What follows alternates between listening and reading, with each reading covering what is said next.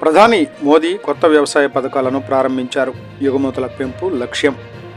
ప్రధాని మోదీ ధన్ ధాన్య కృషి యోజన మరియు పల్స్ స్వావలంబన మిషన్లను ప్రారంభించి రైతులు ఎగుమతి ఆధారిత పంటలను పండించాలని, దిగుమతులపై ఆధారాన్ని తగ్గించాలని పిలుపునిచ్చారు.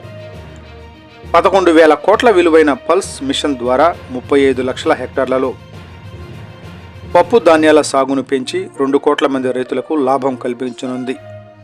ప్రధాన దృష్టి భారత వ్యవసాయ ఎగుమతులను బలపరచటం మరియు ప్రోటీన్ స్వావలంబన సాధించటం.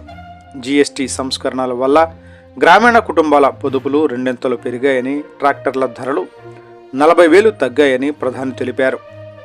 లక్ష్యం రైతుల ఆదాయం పెంచటం, పోషకాహార భద్రతను నిర్ధారించడం, భారతదేశాన్ని ప్రపంచ వ్యవసాయ ఎగుమతి కేంద్రంగా తీర్చిదిద్దడం.